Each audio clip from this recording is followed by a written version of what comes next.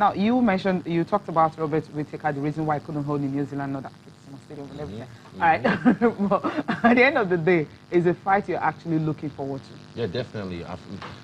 For me, training is the hard part of this. That's why I had to take some time off, you know, after that last fight, because I had a lot of damage, and I inflicted a lot of damage as well. And you hurt yourself when you inflict damage. You know, my leg hurts from kicking him so much, and yeah, like I said, Robert hasn't fought since my UFC debut. Even before that, that's over a year ago, and he's injury prone. He's always, I'm ready to fight. Oh, I'm hurt. I want to fight. Oh, I'm hurt. I call in sick. I never called in sick ever. New York. Wait, you think he's actually dodging or something? I don't think he's dodging. He's not a scared guy, but I just feel like he's injury prone in the sense that he's not like me. You understand? Okay. He's not like me. I've got the healing factor. I can heal very quick. I've got different genes, you understand? Okay. But I'm looking forward to this fight. Your DNA is different. You've got alien DNA or something like that? Niger DNA. Okay, Niger DNA. I love that. But yeah, I mean, I'm looking forward to this fight because it's going to be the biggest fight in Australasia's history, in Oceania history. And also for me now, I didn't even realize, I told my dad I was trying to sneak into the country. I just want to enjoy suya, chop, hang out with my friends, be on Bar Beach or whatever. You can do that. Exactly. I didn't realize, I go to the airport and then like people recognizing me. I'm like, oh snap. And so many different age groups and different like walks of life watch the UFC. You know, all these area boys saying, style bender, my guy. I'm like, and businessmen and women saying what's up, people at the airport. And now I realize how big the UFC can be in Nigeria. Absolutely. And I feel like, you know, Manny Pacquiao, when he fights, the Philippines shuts down. Our arm robbers, our Lokba, everyone shuts down. Me, when I fight, I want, on Boko Haram, I want them to watch the fight as well. I want everyone, the whole country to shut down. I want there to be peace for 5 to 25 minutes or 35 minutes in the country while I fight. I want to be that guy. I feel like when me and Kamaru fight, it should be that way. It's going to be that way when I take out Robert Whittaker. How did you come about that nickname? Style Bender. I've always wanted that. Style Bender. I still watch it. This cartoon called The Avatar. You know the one? Yeah. Absolutely. And that show for me, because you know I like my Nina. People know why are you watching cartoons? I'm like, these shows, they have a lot of messages that even old people can get wisdom from them. So I love watching. I'm still a kid at heart, you know. I love. You still watch it right now? Yeah, I still watch it. I've watched all of it again. I'll rewatch it again.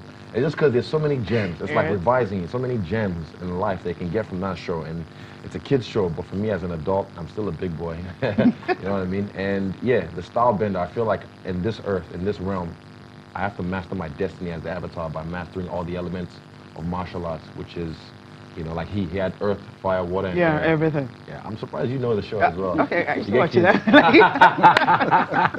good, that's good. So that's why I coined the name. Yeah, that's inspirational. Now, you know, you talked about the fact that you want, when you fight or when Kamaru fights, you want, I mean, the whole Nigerian, everyone shut down and to watch. Plus. And the only way we can do that is making the sport more popular. You know, you mentioned earlier how Kamaru could have been here and all that, nursing injury and everything. And you also, you coming here, you've been to Ogun State and all that. And that's where you're from originally. And right here, you're in Lagos. Shout out to my mama. Okay. Now she's watching. Yeah, she'll be watching. I know she's watching live. So she said, to let them know you're from SLK. Okay. She State as well. I'm like, yeah, of course now. Okay, that's a blended too. Now we have these 3 states now that want to claim you and own you, so to speak, Ogun, Osun, Lagos. Now, this sport, you can actually make it popular in these areas. I know we have the federation right here in Nigeria and all that, mixed martial arts, but not really that big. How well can you reach out to them? And when kids right here are involved in it and becoming more popular, fighter coming to Nigeria, what you talk about standstill, that will be possible. Yeah, definitely. I mean, like I said, you just have to show up, and I'm here. And this, for me, was a selfish trip. It was more of a personal trip because I wanted to touch ground. I want to be here in the country so I can let them know, see me. And people, because the media, they tell you, don't go to Africa, don't go to Nigeria, you know, I'm like, well, you haven't been there, and I understand. Look, don't go to Thailand, you know, they'll kidnap you, they can drug you, they can do this, but people still go there. They have a thriving tourist, you know, business. I feel like Nigeria could be the same. I mean, look at places like Dubai in 1993, 1994, what it was, and look at it now, you know, and Nigeria's come up in a lot from when I was living in Nigeria, but I still feel like there's a long way to go, and it's because of the powers that be. All the powers that be right now. I keep hearing, like, even on Instagram and Facebook, I keep seeing all these SARS stuff and whatnot. I'm like, why? You know, what are they doing? All these, you know, people are, what you have for us, what you have for us. Like, all that's kind of like, we need to like progress. And I think some of the old mentality, the Puritans that they're embezzling money and doing all this bullshit, once they die out with their old ideas and the young people come up, they'll take over and hopefully progress with the whole country, not just in sports, All right. but in everything. In all aspect of it. Okay, now there's a question for you from Abiodun Yusuf on Twitter. He says, people thought your fight against the great Silva cemented your place at the top of the UFC middleweight chart, but your fight against Kelvin, that for him is the one, that's the best for him. Now, he says with lots of heart and perseverance, then what's next for you? Okay, so that fight with Anderson Silva, that fight was special to me because Anderson Silva was the guy that I watched and I said, man, I want to do what he's doing. I didn't want to be like him, but I try to emulate his style. Yeah. I try to learn from him, like Ali, like, you know, Prince Nassim Hamed, different guys. But Anderson Silva was, and still is in certain respects, one of the greatest fighters of all time, if not the greatest. So for me to fight him, it's like a kid who used to watch Michael Jordan or LeBron James and then playing against him in the NBA. Not just on video games, something like in the NBA. You know, like for me, the boy in me rejoiced. But that last fight, that put me on some legendary status stuff. All right. You know what I mean? Okay, let's also allow you react to this. Somebody who loves you very much and on Twitter is saying this. Akinyoju, he says, look, you must do everything to remain the undisputed champ until you and says hashtag style bender. What do you say to someone? Obviously a fan just wants you to remain on top to the very last day. Gosa for you. Gosa, Gosa, Gosa. Get it. And you're making a promise that you do your best to... Of course now. This is not going anywhere, like I said.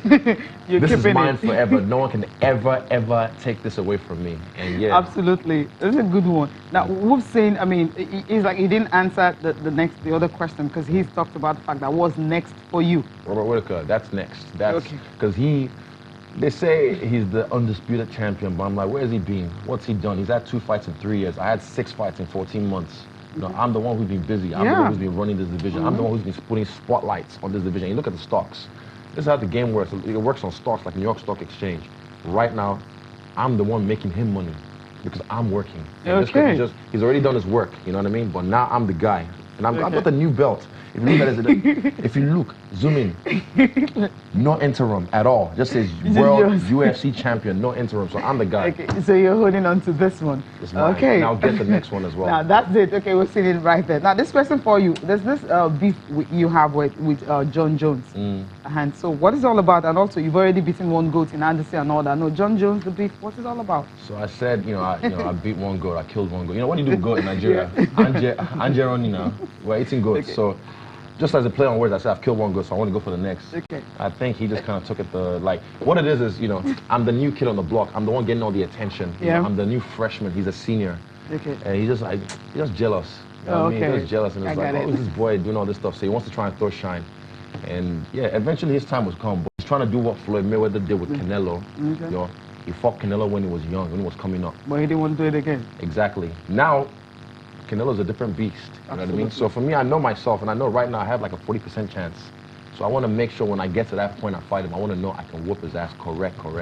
So in time, don't worry, his time will come.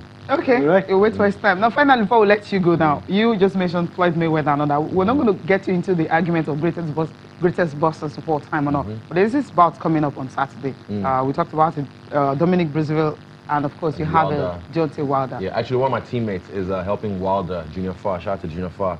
He's a Tongan horse. I hate sparring that guy because I just boxed him and he's a heavyweight, 6'6", I think, heavy boy. So sparring him is a nightmare for me.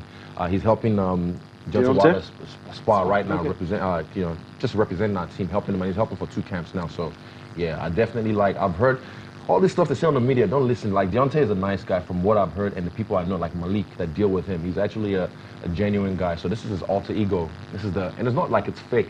It's part of him. It's part of him that he has to put in that mentality to be the best in the world. So I know this because I'm a fighter as well, and I'm one of the best in the world, if not the best in the world. So yeah, I can't wait for this fight, and I think who's your money on? Of course, Deontay. Bomb squad. First round, second round, third round? Yeah, I haven't really done the business on this fight yet, but I feel like it's going to be a knockout. It's going to be a knockout, quick one as well. Yeah. Okay. All right. Yeah, thank you so much for coming up. I mean, we're enjoying ourselves. It's like we just want to end the show with you and all that. But then we need to let you go. You're going to get it out there. The producers definitely take care of you. All right. So thank you very much Thanks for having me. For being here.